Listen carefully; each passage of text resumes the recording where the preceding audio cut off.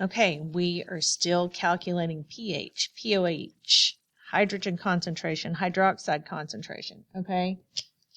We've just ramped it up a little bit. All right, let's look at this first line here.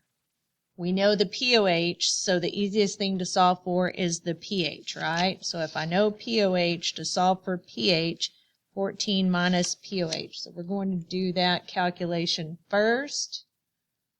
Let's see, we've got 14 minus, what is it, 3.82. Okay, we've got 10.18. 10.18. All right, so now we're ready to solve for this hydrogen concentration. So we're going to do the anti-log, right? So if I'm going pH to H, it's called the anti-log. I'm going to go 10 to the negative pH. 10 to the negative pH. So I hit this 10 to the X button. What's my pH? 10.8, but don't forget the negative, because if you do, you'll get the wrong answer. Enter. Let's round that off. Notice we've got 6.6 times 10 to the negative 11. 6.6 times 10 to the negative 11. That EE means times 10. Okay, don't forget that part. Can you tell that's a 6? All right, now we're going to do the same thing here. I want to know the OH, so I go 10 to the negative pOH. So again, 10 to the X, negative 3.82, enter. It's not in scientific notation, but we want it in scientific notation. So I'm going to do 1.51 times 10. How many times do I have to move that decimal to get it behind the 1? I'm going to go 1, 2, 3, 4 times. So this becomes negative 4. Okay, we want both of these answers in scientific notation. All right, now, is it an acid base or neutral? It could be neutral. Neutral. Can't spell neutral. This is 10.18. According to our pH scale, this is going to be a base. Okay, if it's neutral, it'll be about 7, right? Let's look at this second one. We've got a hydroxide value of 8.53 times 10 to the negative 7. How are we going to put that in the calculator? All right. Well, we're going to go from OH to pOH. So we're going to take negative log of this number. Negative log of that number. So let's do that. We're going to go negative control log. Arrow over into the box. Now we got to put this number that's in scientific notation in there, 8.53. The EE button, negative 7. All right, that's what it looks like. Hit enter. There we go. We get 6.1 or 6.07. I guess we can round off to 2 places after our decimal there.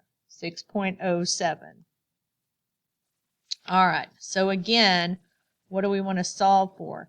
We want to solve for pH. So we're going to go from here to here. 14 minus 6.07. 14 minus 6.07.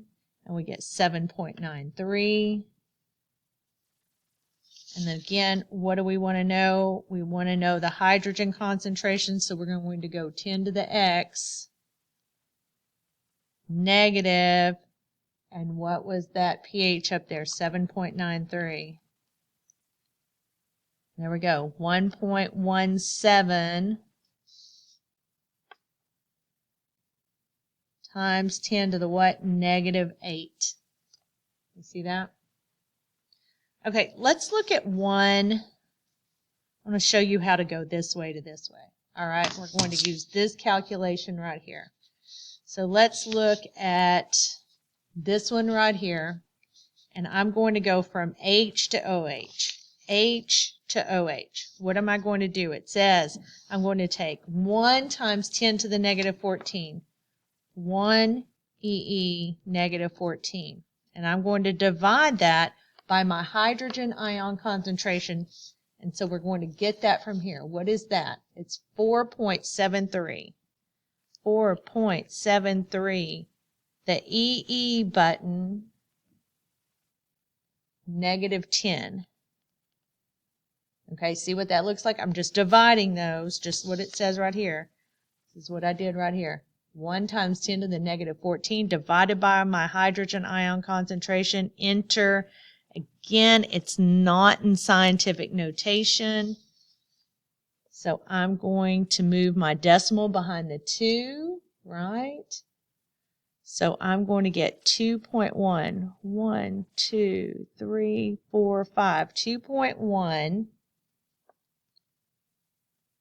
times 10 to the -5 because I had to move my decimal 5 places to get back there. 1, 2, 3, 4, 5. 2.1 times 10 to the -5. Okay, so you can use that calculation to go from here to here. Sometimes it's easier just to do the anti-log or the negative log, but if you know one of these and want to know the other one, you can easily put that in the calculator too. And again, remember everything is based on the pH. What's my pH here? 7.93. So again, that is going to be a base. I can't even spell base, y'all. Okay, base, B-A-S-E, B-A-S-E. Okay, what about this guy, though? He's about 7, so he is neutral. Okay, you should be able to do the rest of these now. Let me know if you have any questions.